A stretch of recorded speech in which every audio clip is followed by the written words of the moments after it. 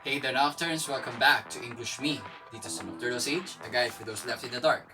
Ako nga pala ulit, si Kuya N, ang inyong class president. Noong nakaraang meeting, Mr. Jeremy, discuss niyo yung isang sample position paper, kung ano dapat yung nilalaman ng isang position paper. And we did that nung tayo nag-critique ng isang paper, isang sample paper tungkol sa mga barel or arms, or basta mga kagamitang may kinalaman sa gera. Ngayong gabi naman, aaralin natin ang may 4 kinds of position paper para malaman natin kung ano ba yung iba-ibang anyo ng mga argument at makakita natin kung ano ba talaga yung appropriate type ng position paper na dapat natin isulat. Depende sa issue na ating mapipili. So samahan niyo na ako sa ating klase ngayong gabi para malaman natin kung ano yun. Oh English me, oh English me, gusto kong matuto ng Ingles pero hindi alam kung paano. Good evening class. For tonight we will talk about the different types of position paper. For the first one, we have expositive. When we say expositive, we talk about position papers that assert a certain interpretation of another person's ideas or, well, philosophy. In this example, we have the developmental stages of learning. So for the affirmative, it reads, on a developmental standpoint, the sensory-motor stage has always been the first way of learning. While the negative counters, the sensory-motor stage is not purely the first way of learning, but rather a cyclical step towards mastering certain skills. So you see, when it comes to expositive writings, we talk about perceptions. And when you support a certain belief or perception regarding another person's theory or paradigm, you belong to the affirmative bench. But if you want to negate, you want to falsify, you want to invalidate an idea, then you're being the con player or the negative bench. The next type of position paper is comparative. Here, we defend the similarities and differences between positions. To make it more argumentative, we have to justify why the similarities and differences of certain models or entities are supposed to be based on a particular dimension or criterion. So for example, in the affirmative bench, it argues that science and art are different in terms of function, but the same in application. So function and application here are the criteria forwarded by the affirmative bench. But the negative bench counters, stating that the differences should be based on the limits of both disciplines and the similarities in the motivations behind them.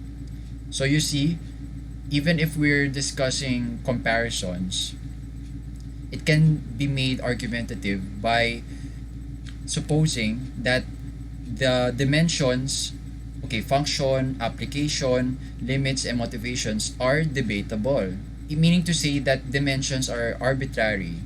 Some dimensions are valid, some dimensions of comparison are not. So those are the questions, the gray areas that are discussed in comparative position papers. The third type of position paper is evaluative. Here, we argue the merits or flaws of a particular case, the worth of doing or not doing something. In our example, set in the COVID-19 pandemic, the affirmative bench argues that the COVID-19 pandemic has subtle advantages which surpass the challenges, while the negative side argues that the pandemic has done more harm than good. So I think I need not elaborate further because it's obvious that evaluative position papers are about justifications.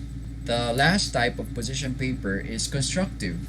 Here, we propose what should be done or should be believed in. Constructive position papers are not much concerned with what already is, but rather what could possibly be or should be in a particular situation. Here, in relation to the pandemic still, the affirmative bench supports the notion that schools should continue the full online learning modality even if the pandemic is over, while the negative has an opposite take on the matter. So schools, according to the con side, should revert back to the low-tech, traditional way of teaching and learning when quarantines are lifted completely. Okay, the big question then, after our discussion of the types of position paper, is which type should I pick? So that depends on the nature of the issue that you want to discuss. And such will be the main topic of the next episode. So continue surviving in the dark for the next one. Oh English me, oh English me, gusto kong matuto ng Ingles pero hindi alam kung paano. Sino ang magtuturo? Gusto kong matuto na talaga. Oh English me.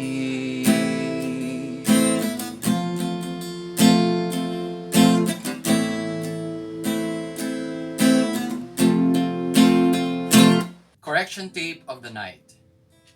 Informations. Kung gusto mo ng maraming information, hindi informations, huwag mo dagdagan na S. Sabihin mo na lang or isulat pieces of information or bits of information. Yun tandaan nyo. Kung nagustuhan ninyo ang episode na ito, pakilike naman dyan sa baba. Tapos kung may mga suggestions or questions tungkol sa lesson, mag-comment na lang din.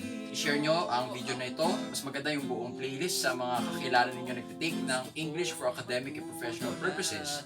Alam nyo naman na sa panahon ngayon, kanya-kanya ng diskarte sa paghahanap ng reliable reference materials at kasama na dyan ang Nocturnal Sage kung naniniwala kayong reliable ito. Siyempre naman, sumali kayo sa ating Nocturne Space. Yung link nasa baba. Private Facebook group yun. Kaya kung gusto ninyong pag-usapan ng mga bagay na hindi nyo basta-basta mauungkat sa mga pangkaraniwan ninyong pakikipag-usap sa mga kaibigan o pamilya, at least sa Nocturne Space, may mga mamimit kayong at least kaparehas nyo ng pag-iisip. At higit sa lahat, mag-subscribe at itap nyo yung notification bell para hindi kayo mahuli sa anumang updates. New episodes every Tuesday at 8 p.m.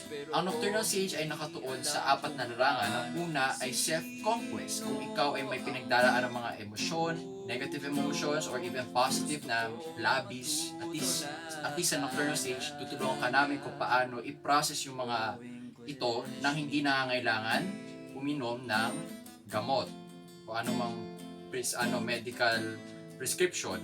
Pangalawa ay communication. Bukod sa pagbasa at pagsulat ng English, pwede ka rin namin bigyan ng tips sa kung paano magsalita ng mas mabisa, how to overcome yung kaba kapag magsasalita ka sa isang room na let's say mga 100 attendees yung meron, or kaya kung let's say bumalik ka na sa live, face-to-face classes, ganun pa rin yung kaba nandun. So paano mo ma-overcome yon? Pangatlo ay leadership.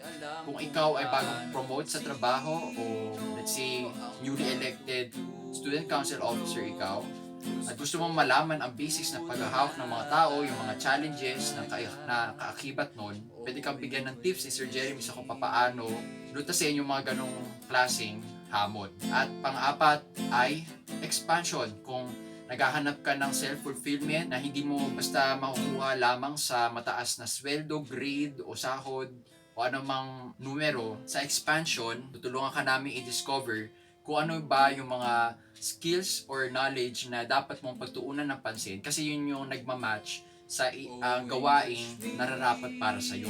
At kung hindi mo pa rin alam kung ano yung gawaing nararapat sa iyo, pwede ka rin namin i-guide sa self-discovery ng iyong values. Kasi sa pinahalagahan mo, doon mo mahuhugot kung ano ba yung gawaing o trabaho na para sa iyo. Salamat sa panonood. Ako muli si Kuya N. Kita-kits sa susunod na episode ng English Me dito sa Nocturnal Sage, a guide for those left in the dark.